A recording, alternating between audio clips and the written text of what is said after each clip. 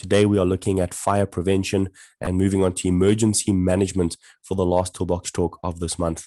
It works very nicely together, fire prevention as well as emergency management. And in emergency management, we are also going to be taking a look at the latest regulations or the OHS Amendment Bill and what that has in store for us coming up in terms of risk management and emergency management as well. So let's get straight into the Toolbox talk this morning on fire prevention. Now, fire safety or fire prevention refers to precautions that are taken to prevent or reduce the likelihood of a fire that may result in death, injury, or property damage.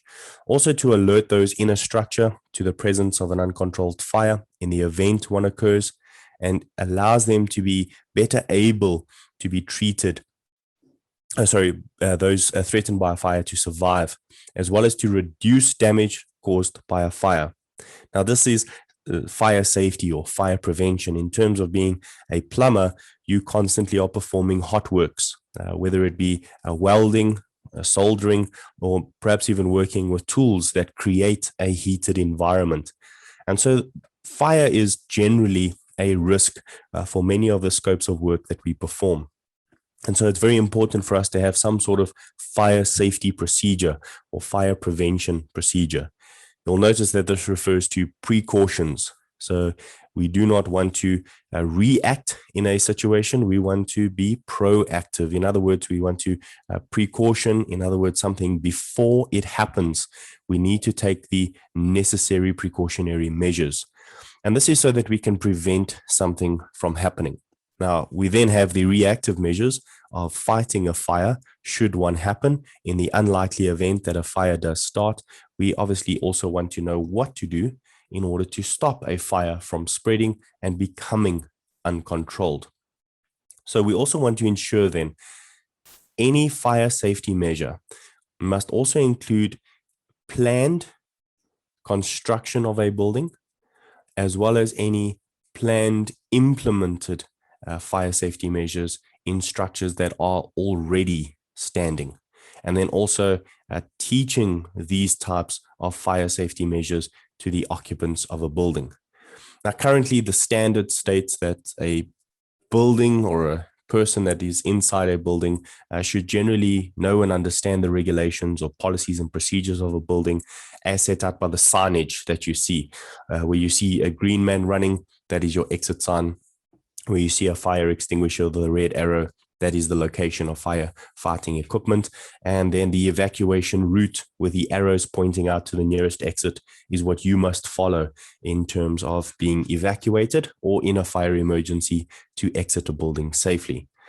But there's a lot more responsibility now coming on persons who are responsible in terms of the law. And this we look at employers or clients, managing agents, those who own the buildings, tenants. Everyone has some sort of liability in terms of the law to look after fire prevention and fire safety. Now, when it comes to you as plumbers, the person that is ultimately responsible for fire safety is the owner of the company, the CEO, the managing director, etc. But you also, as an employee, have a specific liability in terms of your precautionary measures that have to be adhered to.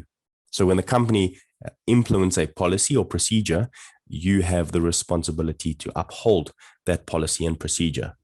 So let's take a look at some basic or minimum standard requirements of what a company's policies and procedures should have, and then take a look at if you perhaps find any gaps in your current system.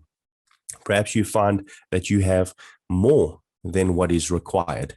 And so then you are very welcome. And we've always asked this, if you have additional information to share with any of the plumbers out there or any of the other attendees who are not in the plumbing field, but join us for our Toolbox talks, if you'd like to share information relating to occupational health and safety, we encourage you to do that as well.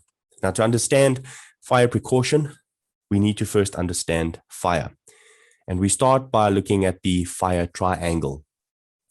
In other words, a fire needs three things in order to continue: oxygen, heat, and fuel. Now, in terms of fire, it only needs 16% of oxygen to survive. Now, that is starting to get to what we call an oxygen deficient atmosphere. You see, humans cannot survive very long on an oxygen deficient atmosphere. However, fire can still last. There is approximately 20.8, 21% oxygen in the atmosphere, along with other types of chemicals out there, argon gas, all small, very small percentages. But generally, it is 21% oxygen, and that is what sustains life and keeps humans alive. But as we lower the oxygen level, it becomes dangerous to humans. However, as we mentioned, a fire can still survive. It then also needs heat. And when we talk about heat, obviously we are discussing in degrees of Celsius, not degrees of Fahrenheit. And so we also want to ensure that when we talk about something that has got a heat point or a fire point or an explosion point, or anything that has the potential to create fire, to be hot enough to create a fire, we then take a look at what it is in degrees of Celsius. And now this is important because of the Tech Talk that's coming up on Thursday, and we hope many of you are going to be there for Thursday morning's Tech Talk on fire prevention when working in thatch roofs. What is the legislation? What does it tell us? What type of work are we allowed to do and not allowed to do when working in thatch roofs, especially when it looks at plumbing in the industry? And then lastly, in the fire triangle, we need fuel. Solid materials, liquids or gases that can continuously combust and burn. All right, so that is how a fire continues or how a fire survives. But how does a fire spread? Well, there are three methods of fire spreading. That is conduction, convection, and radiation.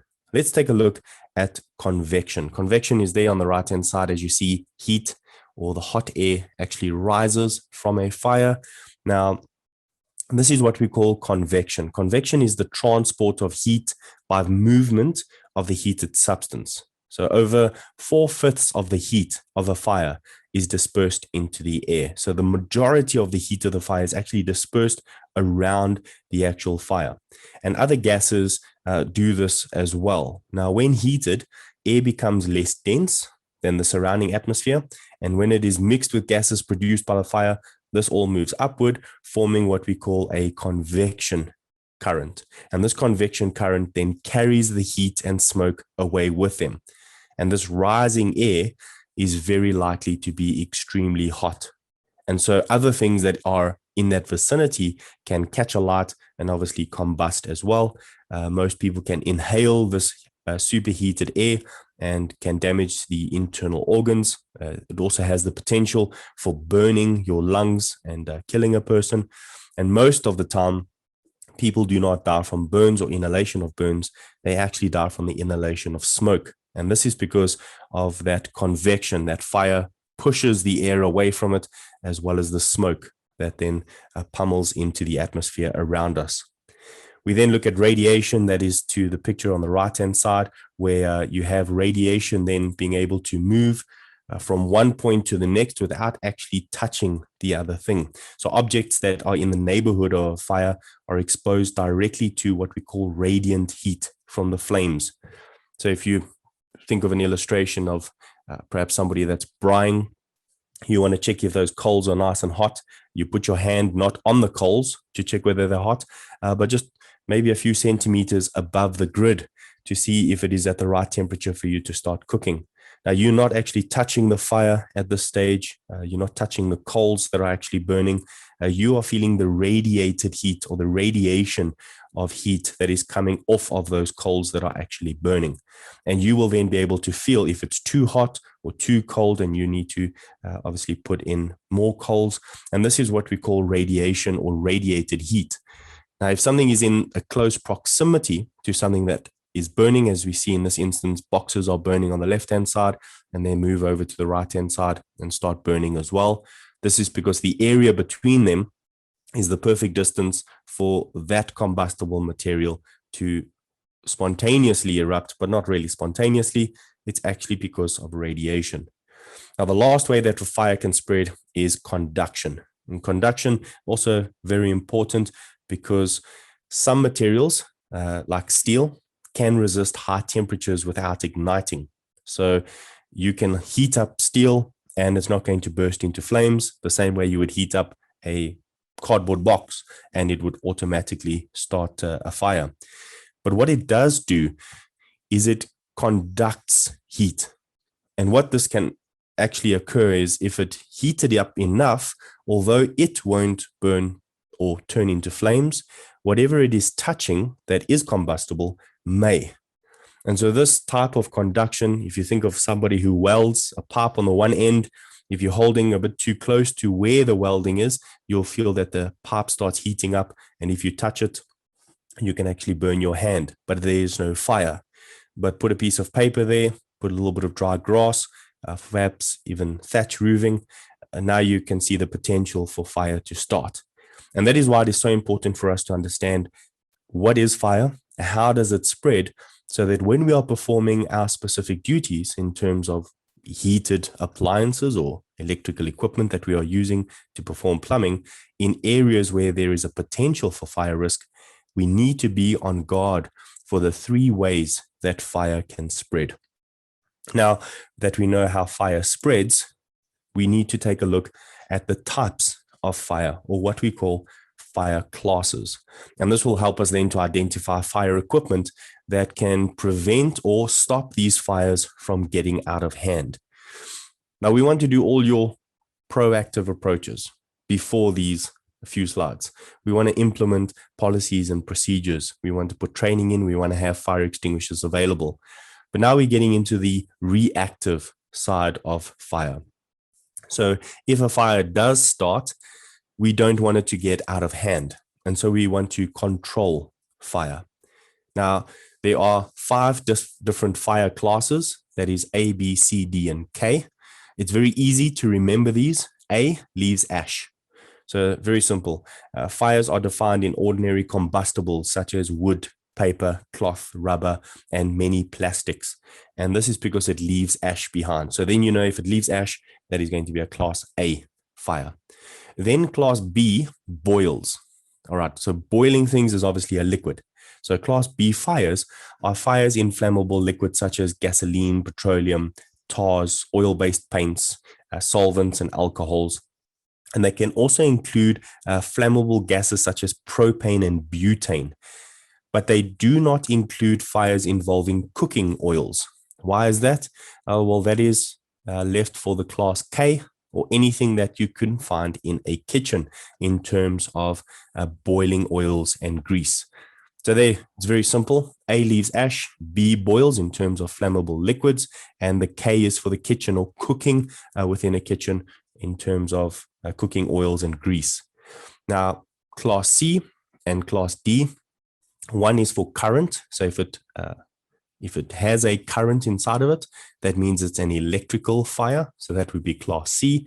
And class D is for dense material, such as I-beams or purlins in a building. This is something that is very strong. A car's engine could be regarded as a dense material, and that would be a class D fire. Now, we are only going to be focusing on A, B, C, and K. Why would you think that is? Well, if you got to the point where dense material was on fire, this is not a small fire. If something that is super dense, like a purlin or a car, is on fire, you can see that that has moved past the point of fire prevention. It's gotten to the point where it's extremely dangerous. Where we want to fight fires or prevent fires is in the small fire area. We leave the bigger fires to the professionals such as the fire department. So what type of fire extinguishers are you going to use, in particular looking only at class A, B, C, and K? Well, the first one, and one of the most common firefighting pieces of equipment, is your DCP or blue label fire extinguisher, as you can see there on the left-hand side. Previously, it used to be mono ammonium phosphate or sodium bicarbonate with purple K that was used inside these extinguishers. Currently, we use a potassium bicarbonate, which is kept under nitrogen pressure. And this, very simple, if you actually take a look at the label, just underneath where it says Safe Quip 9 kg, underneath that you will see 3 red blocks. Those red blocks actually have A, B, and C above it. So if you were ever wondering what type of fire extinguisher you're using, for which class fire you are allowed to use it, it actually says it on the fire extinguisher. And so this can be used for any fire that started because of something that can turn into ash, any boiling liquids, or any conductive fires, such as things that conduct electricity. There is a bit of a warning though. When used indoors, powder can obscure vision and damage goods and machinery. It is also very messy. So yes, if your laptop starts burning, you can use this fire extinguisher, but please remember, you won't have a laptop afterwards, although since it was on fire, you didn't have one to start with. But the surrounding equipment will also be damaged because of this type of fire extinguisher. So although many people say you can use it on a class C fire, and this is the most important thing. We want to stop a fire, not always protect our equipment, because our life is more important than equipment. Rather be protected by saving very expensive equipment that I know a lot of you plumbers use out in the industry, by having the additional fire extinguisher of the black label or CO2, carbon dioxide fire extinguisher.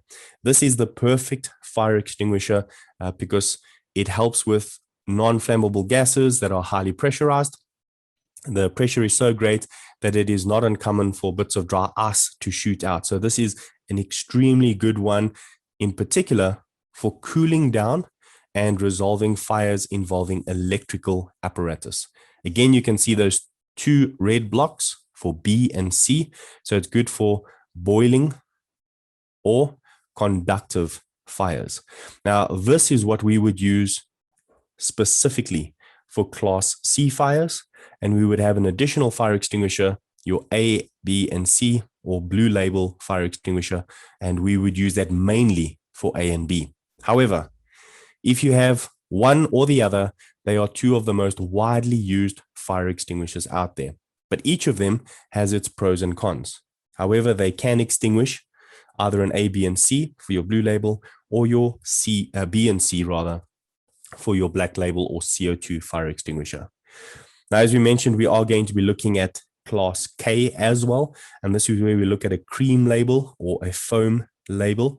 The foam extinguisher obviously is very adequate for use in a kitchen because it helps with extinguishing fires that involve flammable liquids such as grease, gasoline, oil, and in particular cooking oils, because it rapidly keeps in the spontaneous combustion of heated air, because oil and water do not mix. As soon as you try and put water on a boiling pot of oil, it will then explode because of the superheated hydrogen inside water. And so this foam then takes that away. And so this is very, very, very good for a class B or K. Please never use it on a class C fire. The reason for that is it does contain a little bit of water, and this will then affect your electrical appliance and could create more of a fire or more of a electrocution hazard as well. Now, lastly, the final two types of firefighting equipment that we look at is a hose reel. Obviously, that's only going to contain water, and this is good for a class A fire. Although, if it is dense, so your dense metals such as vehicles, purlins, buildings, obviously this is where the fire department comes in, and they will then attach to the fire hose reel or even the fire hydrant that is on the property, and then just douse everything in water. Now you might think, well, inside that building, there's electrical, there's A, B, C, D, and K. Why can they use water? Well, that is because of the amount of fire that is there. And when it gets out of control that much, we just want to stop it from spreading, and we are not concerned about the materials or equipment or any type of personal things that we have inside that building. We want to protect a life, and that is what we are trying to achieve. And then lastly, another piece of equipment that you can have inside a kitchen is a fire blanket. A brilliant one to have at your lapa area if you are braaiing. It's a very good one to have over the braai area as well. We have one out there at our gas braai, and then also inside the kitchen, inside the pantry, just in case something happens inside the kitchen, as well as quite well used on a person who is perhaps caught alight because of some hot works. Maybe their overalls or their jackets have caught alight, and you can use this to wrap around a person. Now, with any type of firefighting equipment or any fire equipment that you have on site in your vehicles, you must ensure that it is properly looked after. So if you take a look at your DCP fire extinguisher that you perhaps have, you will notice a little gauge on it. This gauge must show in the green. It must show that it is full. If it is to the left on the 0 side, it is empty. And if it is to the right on the red side, it is over pressurized and might also fail when you try and use it. Now, how do you actually use a fire extinguisher? Well, it's very simple. PASS, pull, aim, squeeze, and sweep. That is the method for operating your fire extinguisher. You will pull the pin that keeps the handle or lever from being able to be used. You then aim at the base of the fire. You then squeeze the trigger and sweep it just side to side so that you cover the entire flame. Would be a good recommendation from our side to go and get yourself trained as basic firefighters if you are working with any hot works, or if you have a fire extinguisher and you do not know how to use it. So what do you want to do before fighting a fire? Well, there's a few things to keep in mind. You need to know what is burning. If you do not know what is burning or the class of fire, you will not know what type of extinguisher to use in order to extinguish it. So is it an A, B, C, D, or K fire? Then you know what to do in order to fight that fire. Even if you have ABC fire extinguisher there may be something that is in that fire that could explode or produce toxic fumes. So it's extremely important that before we fight a fire, we need to know what is actually happening around us. We do not want to put ourselves in a situation of fighting a fire, but it costing our life. If the fire spreads rapidly beyond the point where it started, the time to use an extinguisher was at the beginning stages. And so what you need to do now, if the fire is already spreading quickly, it is best to simply evacuate the building and get as many people out as possible and allow the professionals to douse the building. Losing property is not nice, but losing a life is just too precious. We do not want to lose a life. So take a look at that. Try and ensure some good safety practices when it comes to fire. Do not overload electrical appliances. Do not smoke while you are in your bed. You might fall asleep. The contents of your hazardous biological agents or hazardous chemical substances, how are you storing them? Please do not store them as you see in the bottom left corner. We want them to have their own specific